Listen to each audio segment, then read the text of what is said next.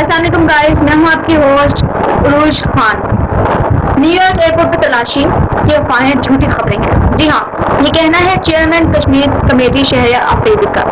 سماج سے خصوصی گفتگو میں چیئرمین کشمیر کمیٹی شہریار آفریدی نے امریکی ایئرپورٹ پر تلاشی کی افواہوں کو فیک قرار دے دیا۔ انہوں نے کہا کہ ایئرپورٹ پر جو وقت لگا وہ روٹین کا تھا۔ ہر ملک کے رولز اینڈ ریگولیشن ہیں، جھوٹی خبروں سے کچھ نہیں ہوتا۔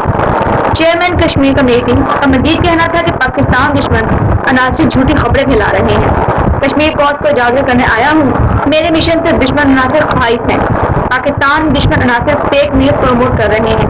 واضح رہے کہ اس سے قبل پارلیمانی کمیٹی برائے کشمیر کے چیئرمین شہریار خان آفریدی کے متعلق سوشل میڈیا پہ خبریں گردش کر رہی تھیں کہ انہیں اسکریننگ کے لیے نیو یارک کے جے ایف کے ایئرپورٹ پر مختصر وقت کے لیے روکا گیا تھا، لیکن بعد میں انہیں امریکہ میں داخلے کی اجازت دے دی گئی تھی۔ شہریار آفریدی قطر ایئر لائنز کی پرواز QR0701 کے ذریعے 15 ستمبر کو دوپہر 3:15 پر نیو یارک پہنچے تھے۔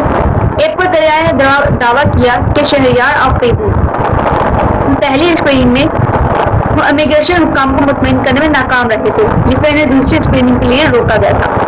سوشل میڈیا پہ چلنے والی افواہوں میں کہا گیا تھا کہ ان سے 1 گھنٹے تک پوچھ گچھ کی جاتی رہی، تاہم نیو یارک میں موجود پاکستانی قونصل خانے کی جانب سے ان کے دستاویزات کی تصدیق کے بعد انہیں امریکہ میں داخلے کی اجازت دے دی گئی۔ دوسری جانب سرکاری خبر رساں ادارے APP کے رپورٹ کے مطابق چیئرمین پارلیمانی کمیٹی برائے کشمیر شہریار خان آفریدی سے اقوام متحدہ میں پاکستان کے مستقل مندوب منیب اکرم اور سرکردہ کشمیر رہنما ڈاکٹر غلام نبی پائے، اوہایو یونیورسٹی کے ڈاکٹر غلام نبی میر، جارج واشنگٹن یونیورسٹی کے ڈاکٹر امتیاز خان اور دیگر نے ملاقات کی۔ اس کے ساتھ ہی اپنی ہوسٹ عروج خان کو اجازت دیجیے۔ اللہ حافظ۔